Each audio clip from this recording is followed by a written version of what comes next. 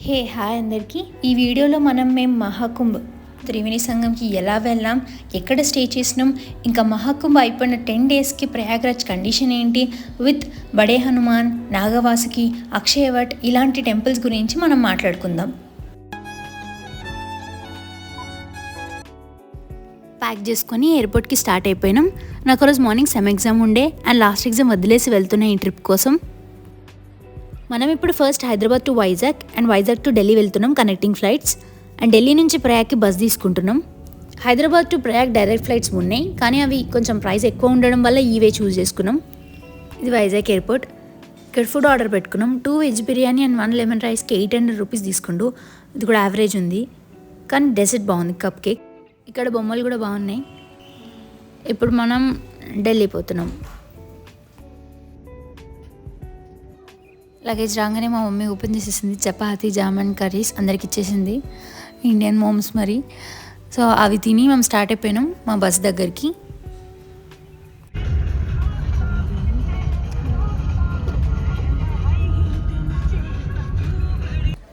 ఇదే మా double decker bus. నాకు ఈ టైప్ బస్సెస్ ఇష్టం, ఎందుకంటే మనం హాయిగా పడుకోవచ్చు మంచిగా.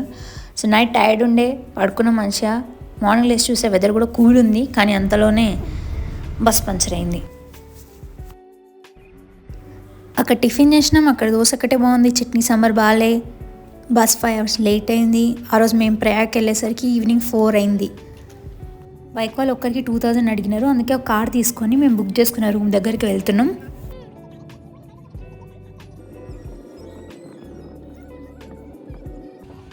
కార్ అయినా 7 kilometers దూరంలో వదిలేసి ఇక్కడ నుంచి నడుచుకుంటూ పోండి అని చెప్పిండు. మేము కొంచెం నడిచినాం, ఏం దొరకలేదు. లాస్ట్కి బైక్స్ దొరికినాయి.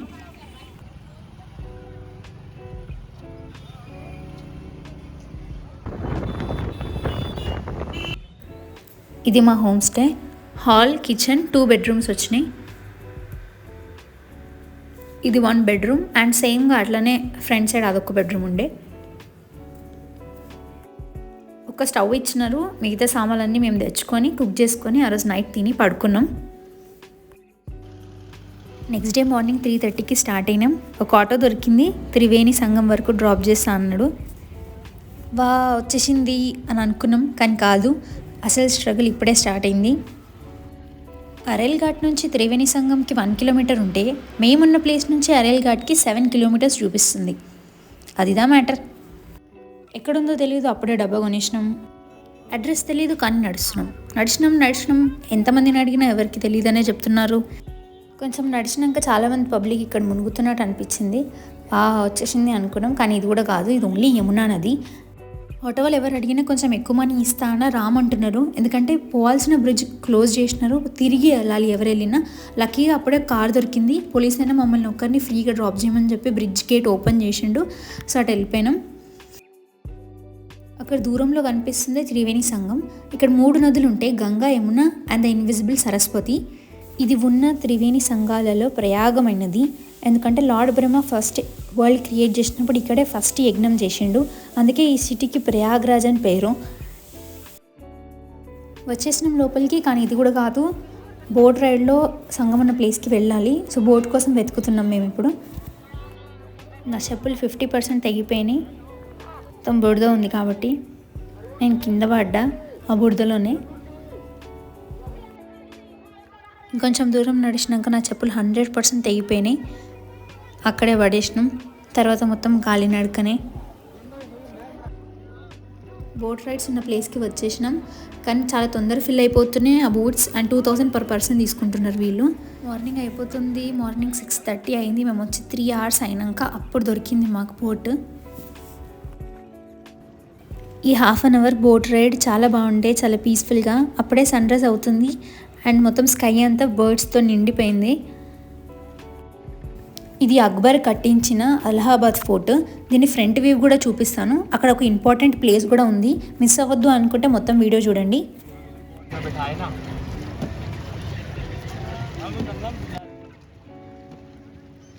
వచ్చేసినాం త్రివేణి సంగంకి. మా నాన్న స్విమ్మింగ్లో ప్రో అనమాట.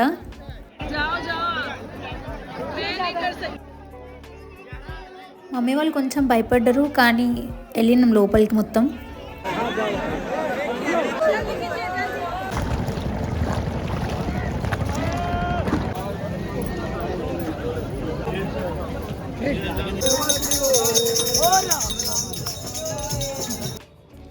ఇప్పుడు ఇంకో బాధ, ఎండ దుమ్ముంది మొత్తం అండ్ చేతిలో బరువు ఉంది. చాలా కిలోమీటర్స్ నడిచినాం ఇట్లా.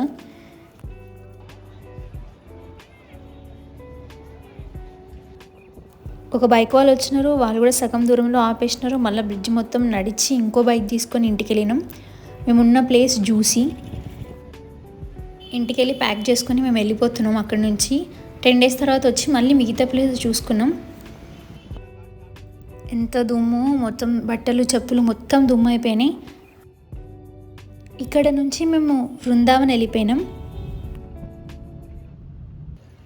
దారిలో ఫుడ్ తిన్నాం. చపాతీ కర్రీ కొంచెం ఓకే, కానీ పప్పు మొత్తం మాడిపోయింది, అస్సలు బాగాలేదు. నైట్ అయింది బృందావన్ వెళ్ళేసరికి. నా నెక్స్ట్ వీడియో బృందావనే ఉంటుంది, తప్పకుండా చూడండి. కాశీకి వెళ్ళే రూట్లో ప్రయాగ్రాజ్కి మళ్ళీ వెళ్ళినాం మేము. ఇది ప్రయాగ్రాజ్ 7th March రోజు. మొత్తం ఖాళీ ఉంది, టెంట్స్ అన్నీ కూడా తీసేసినారు, బోర్డ్స్ కూడా ఏం కనిపిస్తలేవు. కానీ ఆ సెటప్ అలాగే ఉంచుతాం అని అన్నారు కుంభమేళ కోసం.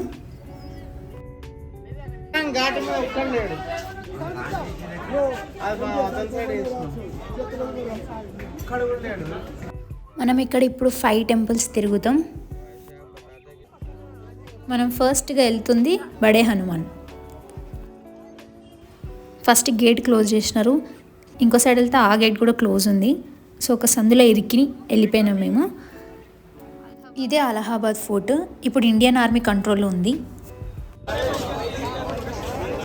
లోపల ఐడల్ ఇలా ఉంటుంది.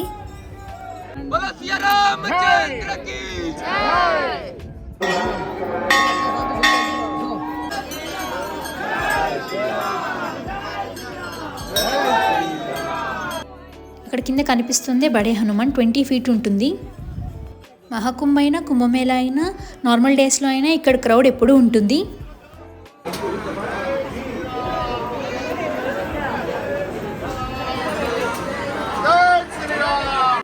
ఇప్పుడు మనం వెళ్ళే సెకండ్ ప్లేస్ అక్షయవట్. ఇదొక చెట్టు, ఇమ్మోర్టల్ బనియన్ ట్రీ, అంటే చావు లేని మర్రి చెట్టు. దీని హిస్టరీ ఏంటంటే, ఒకసారి నారాయణ దగ్గరికి మార్కండేయ అనే మహాముని వచ్చి దేవుడు పవర్ ఏంటో చూపటమని అడుగుతాడు. అప్పుడు నారాయణ ఒక ప్రళయం సృష్టిస్తాడు. ఆ ప్రళయంలో, ఆ వరదలలో భూమి మొత్తం మునిగిపోయినా కానీ ఈ చెట్టు ఒక్కటి మాత్రం అలాగే ఉంటుంది. ఇంకా రాముడు, సీత, లక్ష్మణుడు వాళ్ళ వనవాసం యాత్రలో ఈ చెట్టు దగ్గరికి వచ్చారని, ఇంకా జహాంగీర్ అనే మొఘల్ రాజు ఈ చెట్టుని మొత్తం రూట్స్ నుంచి మొత్తం కట్ చేయించినా సరే 1 yearలో మొత్తం మళ్ళీ చెట్టు వచ్చిందని, అందుకే దీనికి చావు లేదని ఇండస్ట్రక్టబుల్ అక్షయవట్ అని పిలుస్తారు. లోపలికి వెళ్ళలేదు, బయట నుంచే చూడాలి. మీరు వెళ్తే ఆ ఆకులు తెచ్చుకొని బీరువాలో పెట్టుకోండి, అలా మంచి చేస్తుందని నమ్ముతారు. అక్షయవట్కి ఆపోజిట్గా పాతాళపురి ఉంటుంది. ఇక్కడ సముద్రమంతన పెయింటింగ్ ఉంది. ఇదే దాని history. Google translate exact translation చూపిస్తలేదు, అండ్ నాకు హిందీ అంత పర్ఫెక్ట్గా రాదు. ఒక్క విషయం తెలుసు, ఇప్పుడు మనం వెళ్ళే గుహలో 40 విగ్రహాలు ఉంటాయి మొత్తం. ఇక్కడ స్టార్టింగ్లో కృష్ణ, రాధ, రామ, సీత, లక్ష్మణ్, శివుడు అందరు ఉన్నారు. ఈ అమ్మవారి బ్యాక్ సైడ్ నుంచి మనం లోపలికి వెళ్తాం.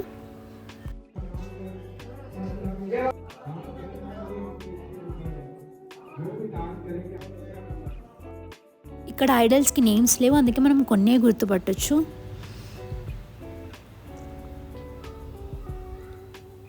రామ, సీత, లక్ష్మణ్, శివుడు, శనీశ్వరుడు,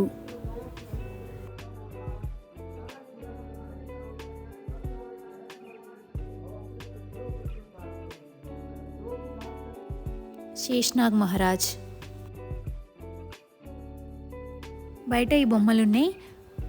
మహర్షి వేదవ్యాస మహాభారతం ఎలా గణపతి చేత రచించారో ఉంది దాంట్లో. మన థర్డ్ ప్లేస్ ఆలోపి దేవి టెంపుల్. దీని హిస్టరీ ఏంటంటే, కొంతమంది సతీదేవి లాస్ట్ ఇక్కడే మాయమైపోయింది అని నమ్ముతారు, అందుకే ఆలోపి అంటే అదృశ్యమైంది అని మీనింగ్, డిసపియర్డ్. అందుకే ఇక్కడ విగ్రహం ఉండదు, ఒక చిన్న ఉయ్యాల ఉంటుంది, దాన్నే విగ్రహంలాగా పూజిస్తారు. ఇంకో స్టోరీ ఏంటంటే, ఈ విగ్రహం చూడండి, సతీదేవి చేతి ఇక్కడ పడిపోయిందని నమ్ముతారు. నేను అబ్జర్వ్ చేసినంత వరకు ఇక్కడ అందరూ కొత్తగా పెళ్ళైన వాళ్ళు లేదా చిన్నపిల్లల్ని తీసుకొని వచ్చినారు. 1.5 hour లైన్లో నించున్నాక అమ్మవారి దర్శనం అయింది. ఇదే ఆ ఉయ్యాల.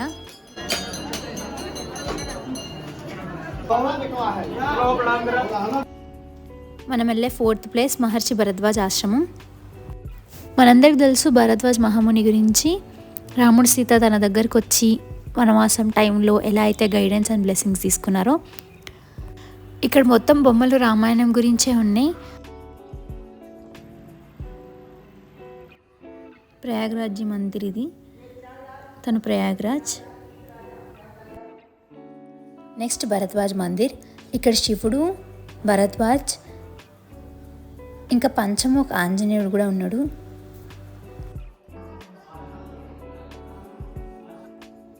Next Yajnavalkya temple. దీంట్లో దత్తాత్రేయ పేరెంట్స్ సతీ అనసూయ, ఆత్రి ఋషి ఉన్నారు. మన 5th and last place Nagavasuki temple.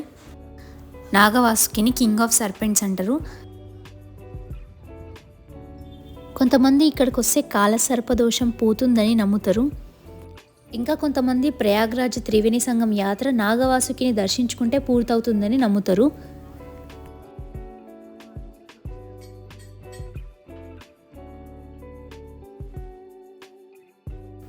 బయట కూడా శివుడు బొమ్మలు చాలా బాగున్నాయి.